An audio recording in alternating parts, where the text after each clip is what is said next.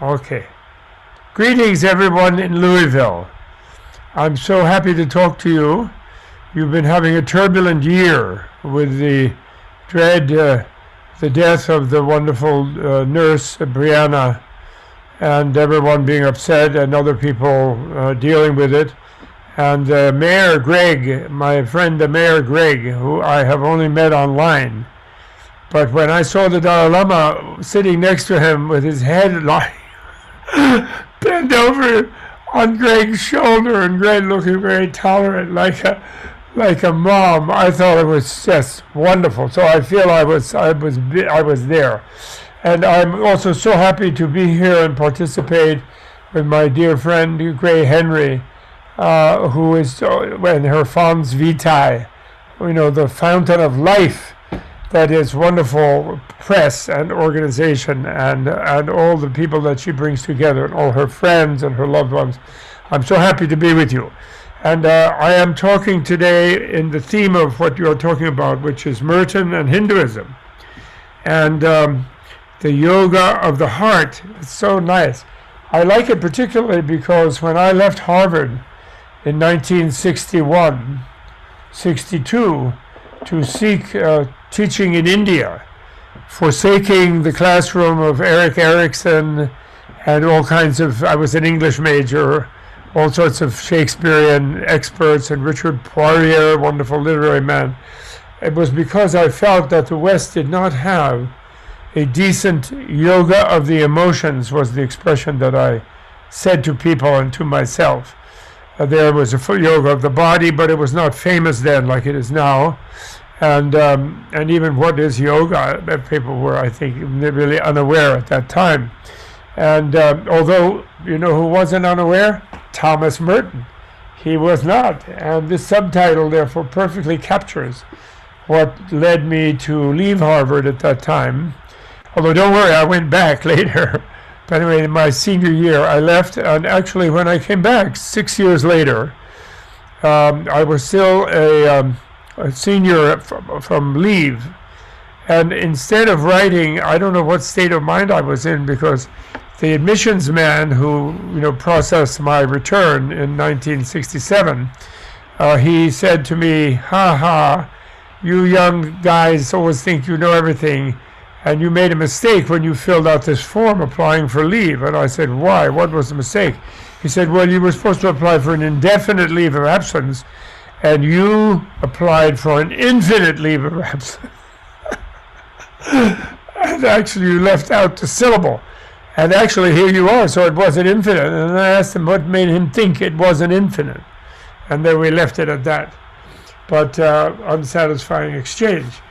Anyway, the sort of way in, I thought, with Merton and Hinduism was, to me, was this wonderful essay that he has in this wonderful book that Gray published and her friends, called A Tribute to Gandhi, page 285. It's a short essay, but it has everything in it that we need, not only to understand Merton and Hinduism, but even to understand something about politics that we desperately need to know today. And Merton, what a brilliant mind, the way he writes. I just love this. It was just extraordinary what he writes. It was writing about Western, he begins with Gandhi in England, where he went wearing his dhoti in the cold English weather, and in 1931, and he met with Churchill and so forth. And there was the famous exchange between him and Churchill, where Churchill said, "Well, Mr. Gandhi, what do you think about British civilization?" And so Gandhi said, "British civilization? Well, now that would be a good idea." I thought that to me has been one of my ultimate favorite, because of course he was seeking liberation from British colonial domination. And he wasn't really excited about British civilization, but it was truly a good response to Churchill, and the sort of the encounter between the two, Merton describes so amazingly about how people were just Merton had an argument with his school dormitory with the football captain, who was the head prefect, who had come to turn out the flickering gaslight and who stood with a hand in his pocket and a frown on his face that was not illuminated with understanding. I insisted that Gandhi was right, that India was, with perfect justice, demanding that the British withdraw peacefully and go home, that the millions of people who lived in India had a perfect right to run their own country. Such sentiments were, of course, beyond comprehension to the football captain. How could Gandhi be right when he was odd? And how could I be right if I was on the side of someone who had the wrong kind of skin and left altogether too much of it exposed because he was wearing this Indian sort of like a lungi, like a dhoti, what they call a dhoti. A counter-argument was offered by him, by the football captain, but it was not an argument. It was a basic and sweeping assumption that the people of India were political and moral infants, incapable of taking care of themselves, backward people, primitive, uncivilized, benighted, pagan, who could not survive without the English to do their thinking and planning for them. The British Raj was, in fact, a purely benevolent, civilizing enterprise for which the Indians were not suitably grateful. Infuriated at the complacent idiocy of this argument, I tried to sleep and failed. I love Merton, really. What a lack that I never met him. I can't believe it. He was even at Columbia, but, wrong generation for me.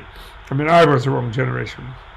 So, and then he goes on about the hypocrisy of the Western politics, and then all moving on into the World War, and how, in the name of peace, they waged terrible violence.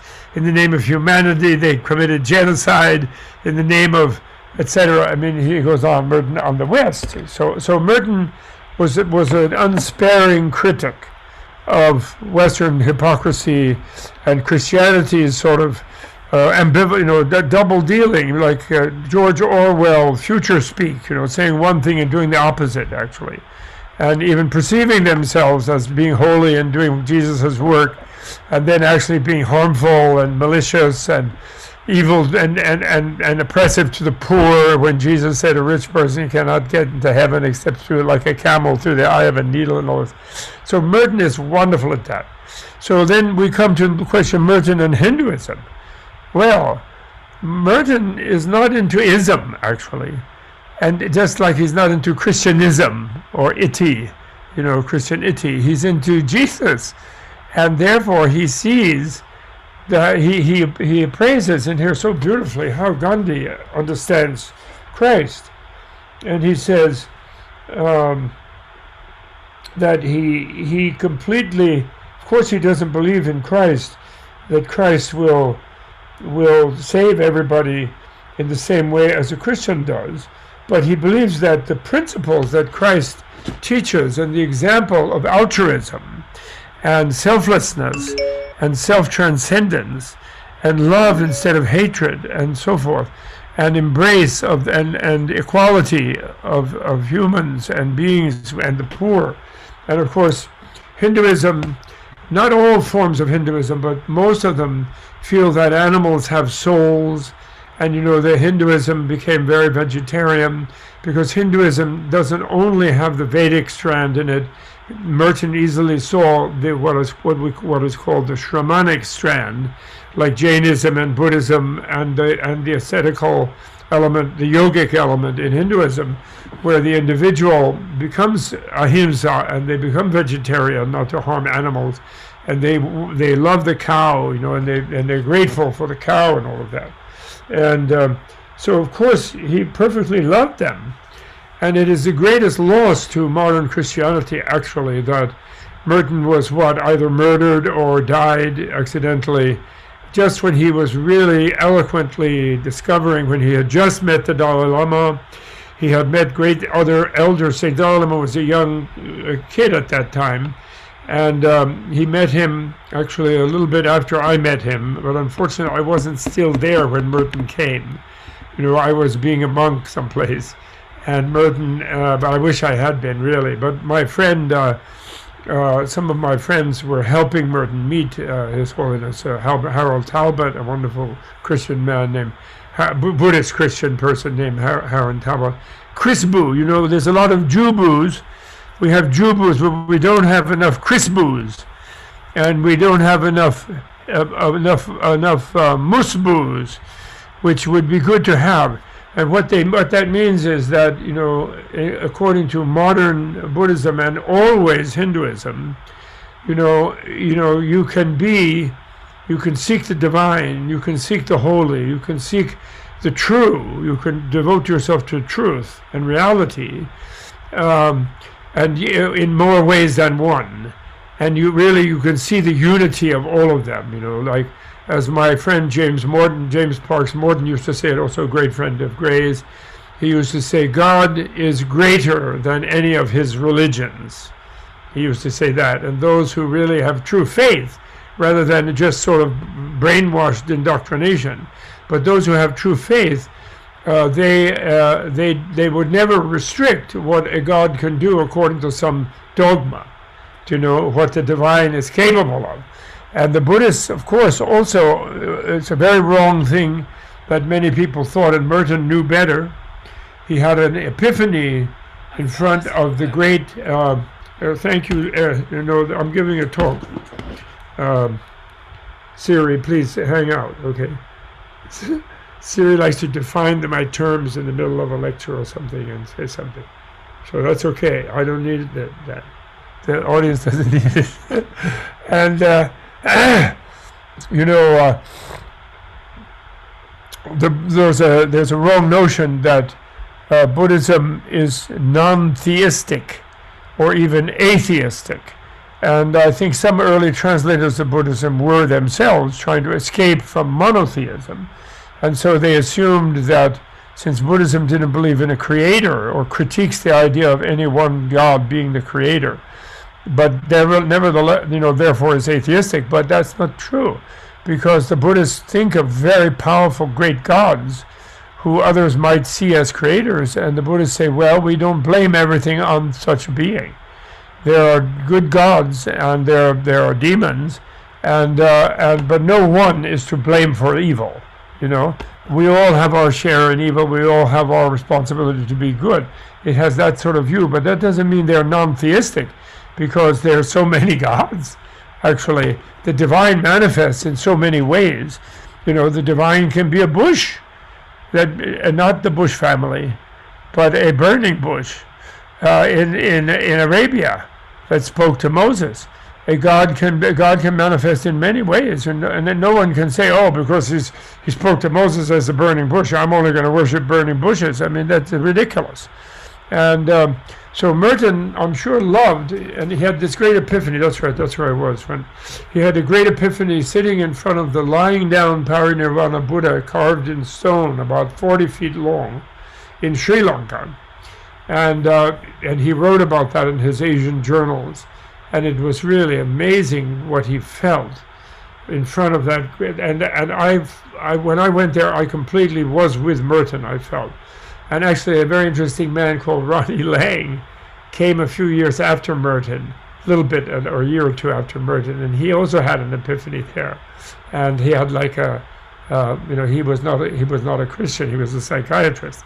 So he was able to have the epiphany without worrying whether he was being disloyal or something. And so Merton found God and Jesus in Hinduism himself. He didn't insist that Gandhi found Jesus and the way that a Christian might find Jesus, but he insisted that Gandhi was perhaps living up to Jesus's point of view. As a Hindu, actually Gandhi's mother was a Jain, and Gandhi was in the tradition after the great Ramakrishna, who became a completely devoted Christian, completely devoted Hindu, completely devoted Muslim. I believe those are only the three. He didn't get on to Buddhism at the because he didn't have time, and he wanted to do each one completely perfectly, and feel that he reached the same place in communion with the divine through these different vehicles. And of course, within Hinduism, you can approach God as a woman, without worrying about the guys being freaked out.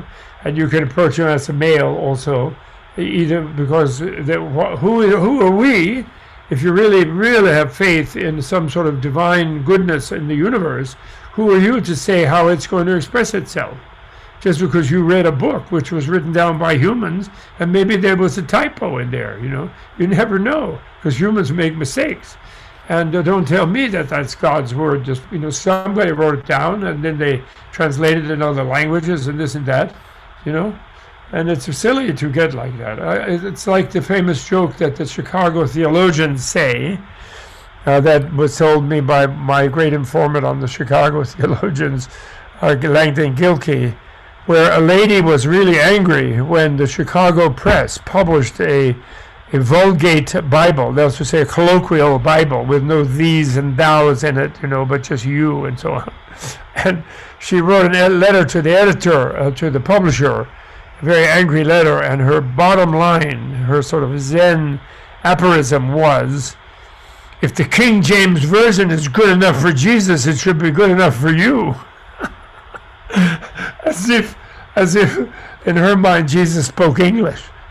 Say 16th century, 17th century English of Shakespeare, nonsense, So let's be real, okay? So there's a couple of passages in here I really liked, that he said, that Merton said, just so it isn't always me talking. He said, "What has Gandhi to do with Christianity? Everyone knows that the Orient has venerated Christ and distrusted Christians since the first colonizers and missionaries came from the West." Yes, there's a thing in Buddhism, there's a meditative state called immeasurable love, apramana maitri, and the word sort of midway between the word for mater, mother, and mitra, friend. It's love, and selfless love. But the Buddhists translated that, and they still do. Sharon Salzberg and other such meditation teachers, they say loving kindness. Loving kindness, they sort of write it as one word. And the reason that the Asians got into writing that is that they had these missionaries landing on their shores talking about love and how much they loved them, and then killing them and enslaving them. So they had to put kindness in there. So they never translate love. They get annoyed with me when I say, actually, guys, that's love. He's talking about love. And they get mad. And this Buddha is talking about love. They say, no, he's talking about loving kindness. They say, because they want to make sure that the love is actually working for the happiness of the beloved and not enslaving or killing the beloved, as sometimes, unfortunately, the colonialists did. Okay, so he says here, the point does not need to be argued or something about. He's not trying to pretend that Gandhi was somehow a card-carrying Christian. However, he says, Gandhi certainly spoke often of Jesus, whom he had learned to know through Tolstoy, and Gandhi knew the New Testament thoroughly. Whether or not Gandhi believed in, quote-unquote, Jesus in the same sense that he had genuine Christian faith in the gospel would be very difficult to demonstrate, and it is not my business to prove it or disprove it. I think that the effort to do so would be irrelevant in any case. What is certainly true is that Gandhi not only understood the ethic of the gospel as well, if not in some ways better than many Christians, but he is one of the very few men of our time who applied gospel principles to the problems of a political and social existence in such a way that his approach to these problems was inseparably religious and political at the same time. And this is so wonderful because we have the terrible thing here in America today of people who consider themselves very devoted Christians, but behaving politically very violently, very oppressively, very uncharitably and unlovingly toward people that they consider of a different race, people they consider of a different nationality, people they consider of a different class and economic bracket and so forth. And really, that's really terrible, you see. And he brilliantly says here, which is, it's about Gandhi, but this is also about the good side of Hinduism that Merton can see. And let me just say one thing. Merton never met His Holiness the Dalai Lama, as far as we know. On a spiritual plane, he might be chatting with all 13 previous Dalai Lamas in some wonderful dialogue place in heaven, sort of 150 miles beyond the atmosphere above Gethsemane right this minute, as far as we know. What happens to people after death, especially holy people and great yogis and meditators. But the point is, he never did meet him. But his understanding of religion and politics, and through Gandhi, through his analysis of Gandhi, is really extraordinary. He says Gandhi's whole concept of man's relation to his whole inner being and to the world of objects around him was informed by the contemplative heritage of Hinduism, together with the principles of karma yoga, which, because Merton had read the Bhagavad Gita for sure, and which blended in his thought with the ethic of the Synoptic Gospels and the Sermon on the Mount. In such a view, politics had to be understood in the context of service and worship in the ancient sense of liturgia. Now there he goes beyond me in the Greek learning. It's a Greek, I guess, for liturgy, public work, which liturgy doesn't just mean some ceremony in church on Sunday, and then in public you act like a mean person. Liturgy means, the ritual of being public, and that is, voting and helping others across the street, and helping others vote, and helping others learn, and helping others eat, and helping others be healthy, and all of these things that good Christians in our country, and saving God's environment, the planet which God created, as you believe, for humans to enjoy and to learn to worship Him, and therefore is well made and perfect and should not be despoiled and destroyed, and He doesn't have to make another one because you think you're free to ruin this one. No, no, no. In the ancient sense of liturgia, I just love that.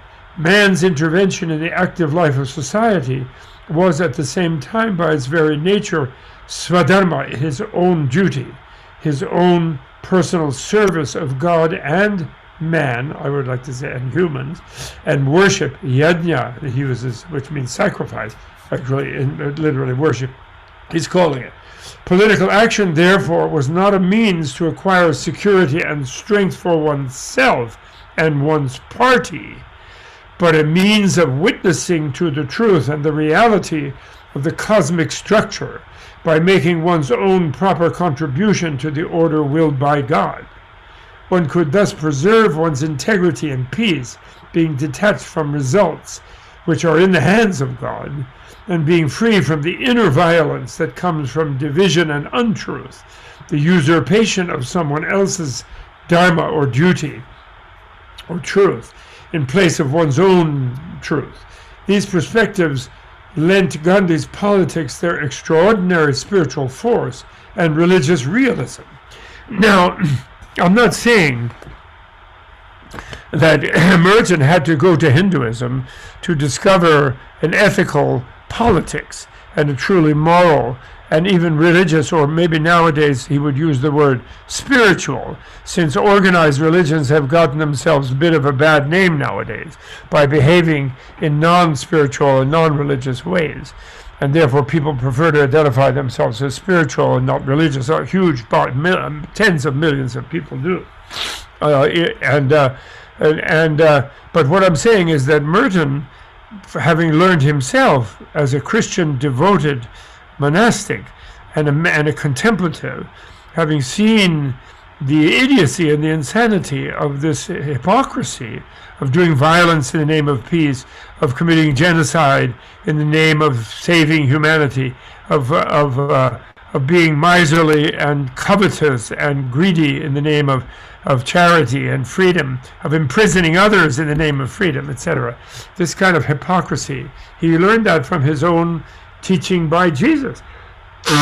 And the good side, which after all, Jesus, remember folks, let's never forget, Jesus was a rabbi. And his own followers, when they said to him, teacher, they said the word rabbi, because that's the Hebrew for teacher. And so they called him a rabbi. and he was Jewish. Let's not forget that. And he was killed by Italians, by Romans, not by Jews. So let's get over that one. But anyway, he learned that from Jesus. But then he saw the same there in Hinduism. And this relates to, in the modern sense, I am sure that if Merton were alive today, and he would embrace the Dalai Lama's theory that people, religious people, should find the ultimate goal of their own faith in every other faith.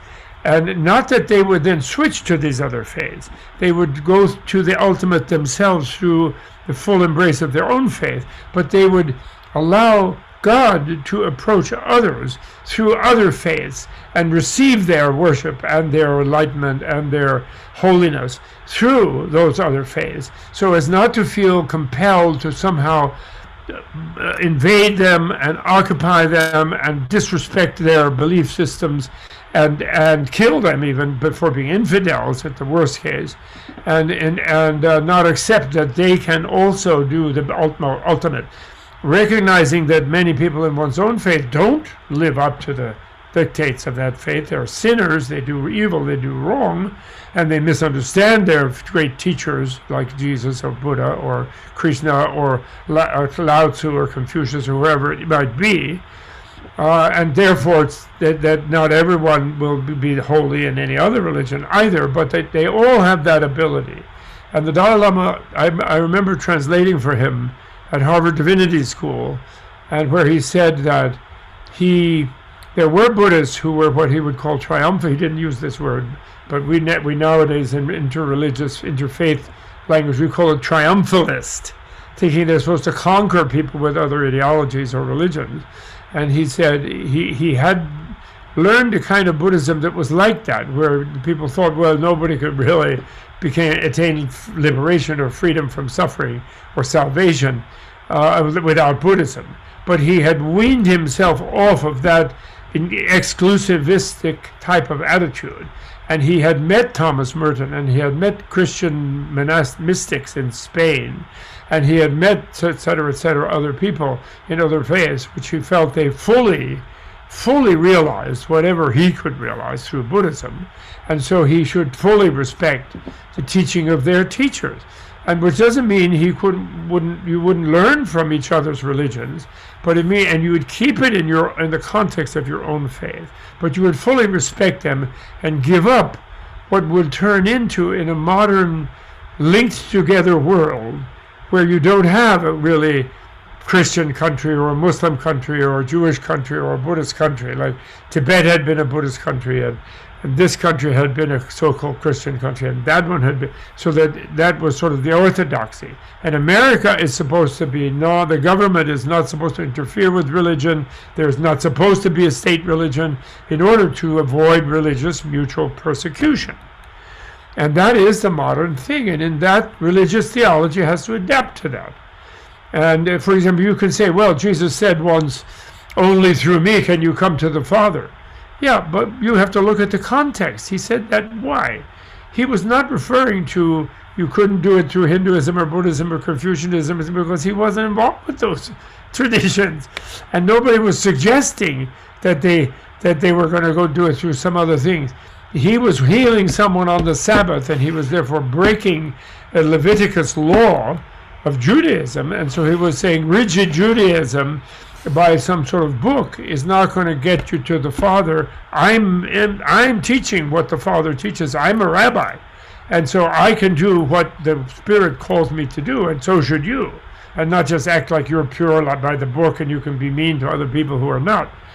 So it's a context. He says that. He didn't say that to mean Christianity is supposed to conquer the world, like a certain person I know with authority in the Christian tradition informed everybody in Mumbai that he was going to conquer Asia in the third millennium, which they didn't take too very kindly, the people in Mumbai mostly. And that doesn't mean people can't be Christian in Asia. There are millions of them, and that's fine. Let them be that. But conquer, the idea of conquering in the name of a religion of love and altruism, conquering another, is just wrong. And that wasn't taught by Jesus. He taught people to conquer themselves. to conquer their inner hatred, their inner violence, their inner delusion. And that's what Hindu yoga of the emotions is about.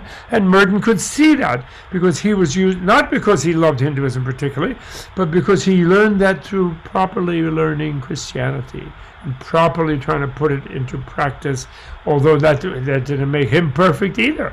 He didn't claim to be. He knew he had his peccadillos and his little failings. Everybody does, and he said that about Gandhi. Gandhi also had some criticism. But I do really, anyway, I love Merton and I love Hinduism. Now, one thing that's really interesting that the Dalai Lama is doing, and since he knew Merton, I feel free to recall him in this context. And he's discovered he has three aims in life. His first aim is as a human being, and that's where he says we all have one common human religion. Those of us, and even the non-religious, have this. The humanists, secular humanists, he calls them, the non-religion people, they have also this thing, and that is the one common human religion of kindness, which everyone learns at their mother's breast, or in their mother's womb. That they didn't know they learned it there, but they do, and he credits his mother as his first great guru as far as compassion goes. The Dalai Lama always does, and so that's as a human being. Then as a Buddhist monk, meaning a religious person, his main aim in life is transformative and common human values of people, of all people. And then the second main aim as a Buddhist is to promote mutual interfaith, not only tolerance, but even respect and mutual coordination and cooperation between world religious views. And he considers the 1.5 billion secular humanists to be a religious community, a faith, a faith in sort of life, a faith in the planet, a faith in perhaps dogmatic materialism is its extreme form, but the other form is like the idea that life is holy and beings are holy, and you can learn the nature of love and reality by understanding nature and so on. So which is you can. And so he considers them, he wants them always included in world interfaith dialogue, the secular people, rather than consider them as some sort of heathen or some sort of outcast. And so it's the second one. And then the third one is as a Tibetan, for speaking up for the Tibetans. But then the fourth one is, since he says, I only ate Tibetan food for 24 years, and since then I've been eating rice and dal in India, and I'm 86 years old, so for 62 years, I've been eating Indian food. And therefore I'm a son of India also. And in particular, I'm a son of India's great universities of the first millennium, which were the Buddhist universities. And he always picks on one because it was known as particularly great. It was like the Oxford or the Harvard of India of those days. And that was called Nalanda. And so I'm a son of Nalanda, I'm a son of India. And the Buddhist literature of Tibet contains the classics of ancient India, like the equivalent of the Library of Alexandria classics, and mostly were destroyed by later invaders and colonizers in India. And so, but the most important ones are all translated into Tibetan, and so bringing those back to India and also offering them to the Indian people as part of their civilization, and not something alien like from Tibet or from a religion, Buddhism, that isn't now their religion, or blah, blah, blah. In other words, whether they're Hindus or Jains or Buddhists or whatever they are in India now, or Christians or Muslims, that they would have this science, the yoga of the emotions, these great meditational teachings and philosophical and scientific teachings that the Indian Buddhist great masters, their works are what we study in Tibet for the last 1,000 years. And if anything made any side of me that is any way decent, it's because of what I read of those great Indian masters. So to bring it back to the Indians as their own thing is my fourth aim in life. And I think Merton will be right there. I think Merton's a partner with the Dalai Lama in that it's like the way that, the Dalai Lama always says when he gives a lecture in America, for example, or Europe. And he says, look, I know this country is a Judeo-Christian country, or let's say, he doesn't use the term Abrahamic as he should, because actually Islam is just every bit the same as Christianity and Judaism. From an Indian perspective, they have slight differences in a way rather than huge ones. And so they're really one stream of wonderful acknowledgement of the transcendentality of the divine and the human ability to transcend their negative aspects and become truly holy beings, and that they actually are born as, and it's their right to become, and truly happy beings, actually, because it's a good world. It's not a world designed by some weird creator who to throw most people into hell because they didn't do a good job. That's not kind of, he made a world, if you were going to see it like that, he or she made a world that is perfect for humans to live in happily and contentedly and then become more holy themselves. And it's not, that's how it is. It's not a bad place, So, and no compassionate deity or being ever we're going to send anybody to hell. That's ridiculous. So I'm sorry, I shouldn't get lost in that. But my point is, so when he comes to here, he always says, don't be Buddhist.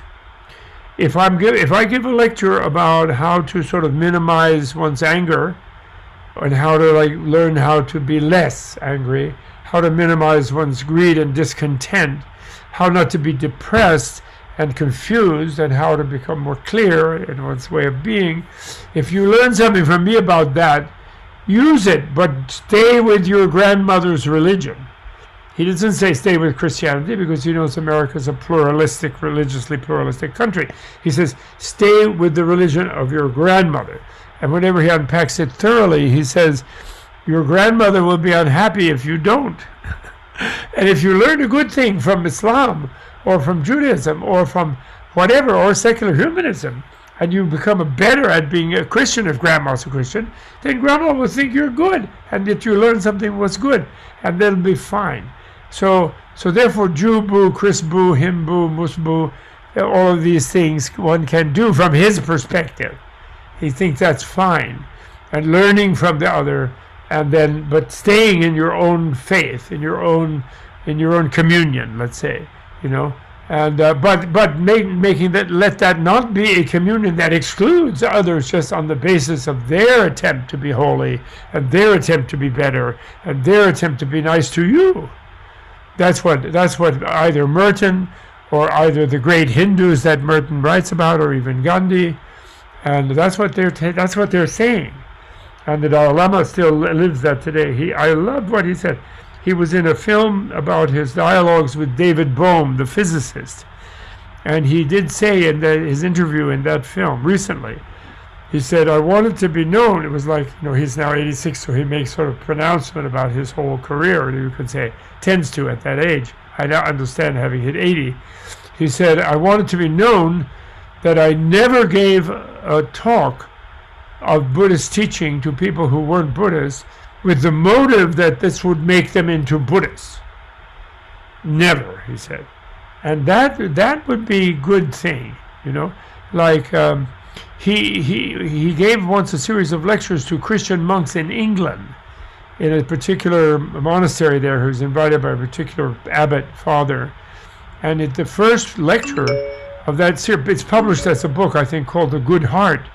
And in that lecture, the first lecture, he spent like 20 minutes saying that he would consider his lectures a total failure if a single one of the monks would come to him afterwards, or would say to the abbot afterwards, oh, I really like Buddhism now, the way they understand the New Testament, and I want to be Buddhist. He said that would be a failure, he said. But if they said, oh, it was so interesting to hear a Buddhist take on what Jesus has to say, or at least what is recorded as him having to say in the four formal Gospels that are considered, Paka Gospels. And that makes me want to be better in my devotion, better in my prayers, better in my meditations, better in my chanting, and whatever that we do as Christian monks. That's what he considered the successful thing of that thing. So okay, so I think maybe I have taken up enough time. People are being polite and nobody's saying, nobody's giving me what my wife would if she was here. She goes like, she shuts down the professor, endless speech, flow of speech of the professor. And I'm sorry I didn't say more about other people saying good things about Merton and Hinduism, but I just want to say that he exemplifies the way that we should be in our attitudes about each other's religions. And he really, things that he wrote here before he met the Dalai Lama, no wonder the Dalai Lama was so deeply impressed with him. Dalai Lama was only in his late 20s, maybe just turned 30 around that time. So he considered Thomas Merton to be kind of his guru, which didn't make him feel he needed to switch to Christianity. It just made him feel he could gain more depth in understanding his own thing from whatever Jesus transmitted through Thomas Merton and what Thomas Merton integrated in his being to him in their all too brief interaction. It really is a tragedy that Merton had to die in Thailand that time, just when he was partway through his journey in Asia. It really, really is too bad. And therefore, it is really a great tribute to people like Gray Henry and to the people of Louisville who have a fond sense of belonging with Gethsemane Monastery down below, although many of them may be Protestants and not Catholics and so on, but still the whole city. And the wonderful mayor, Greg Fisher, who made Louisville, who pronounced Louisville the city of compassion, to fulfill, I'm sure Jesus was extremely happy about the city of Louisville on the banks of the river there being thought of as a city of compassion and dealing with, and they need that still because of this kind of terrible bad habits that result in the death of a wonderful young nurse recently that has brought, but in a way may it not be in vain, in that it brought to people's attention the imbalances and the misunderstandings and the unnecessary habits of people treating each other not as full human beings in a way, and recklessly and carelessly, and this must come to an end. And may Louisville set a model for the many other places where this kind of bad habit also persists. And the people who somehow are descended from the lost cause of the rebel cause, on my father's side, I descend like that. My mother's on the north, so I'm like two branches like that. But for those people, they should really figure out that there's no point dragging on, and the only way they're really going to be happy is they make up for the mistakes made in previous generations. That's our job in this life, all of us, rather than persisting in what failed in previous time. And so there I take my hat off to General McChrystal, who realized finally that Robert E. Lee broke his vow to the Union given solemnly at West Point as a cadet, shoulder to shoulder with many other generals and captains and colonels and things, and therefore he shouldn't be worshiping him in his dining room. He realized, and he tossed it. The fierce General McChrystal, who I deeply respect as a warrior, but he realized that had been a mistake. So thank you very much, everyone, and I'm so honored that you invited me to join you. And Greg Fisher, I'm so sorry I'm not physically there, that we can't have an elbow hug, but in these days of COVID, but I hope to get there and see you soon. And if Gray invites me, I will always come. Thank you, Gray, so much. And thank you, Mustafa and Neville and everyone. Okay? All the best.